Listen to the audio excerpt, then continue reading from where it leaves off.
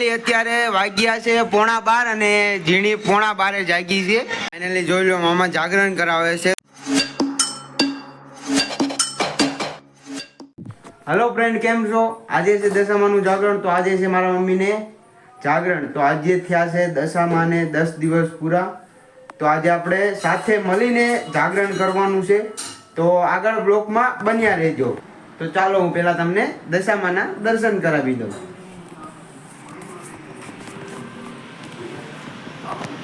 ચલો, મમ્મી છે રોટલી બનાવે છે અને આ ફોનમાં ગપાટા મારે છે.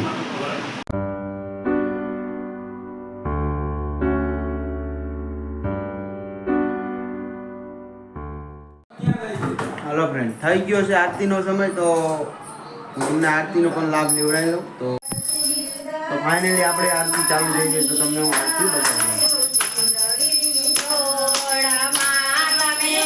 ફાઇનલી અત્યારે જાગરણ કરાવવા આવ્યા છે મારા મામા અને મામી, અને નાસ્તો કરે છે. હું મમ્મી માટે લાવ્યો છું ફરાળી છે. તો મામા અને મામી બંને બે ગયા એમ. અહીંયા અમારે વેદી સૂઈ ગઈ છે. ફાઇનલી અત્યારે મામી બેઠા છે અને નાના મામા સૂઈ ગયા છે. એ જાગરણ કરાવવા આવ્યા તો સૂઈ ગયા, અને આ બંને જાગે છે. જોઈ લો મામા જાગરણ કરાવે છે. તો કમેન્ટમાં લખજો પુષ્પ સારું. અત્યારે વાગ્યા છે 11:15 અને ઝીણી 11:15 જાગી છે. એના ફઈને જાગરણ કરાવવા. ઝીણી અત્યારે અમે જઈએ છીએ રોડે જાગરણ કરવા માટે. તો આગળ બ્લોકમાં કન્ટિન્યુ.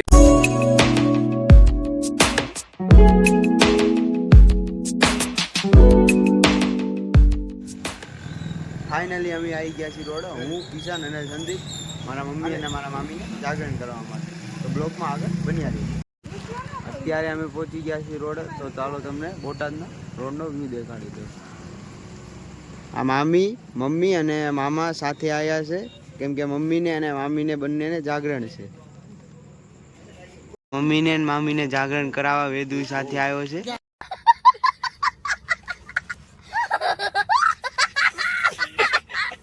મમ્મીને અને મામીને બંનેને છે ફરાળ, એટલે ખાલી બટેકા ખાય છે અત્યારે. આ બધા આયા છે મમ્મી અને બિનલ મામીને જાગરણ કરવા માટે. તો હેલો ફ્રેન્ડ, કેમ છો? તો આપણે અત્યારે બ્લોગ એન્ડ કરવાનો ટાઈમ થઈ ગયો છે, કેમ કે કાલે હું રાતે સૂઈ ગયો હતો. તો જાગરણ પૂરું કરી લાઈક કરજો, ચેનલને સબસ્ક્રાઈબ કરજો.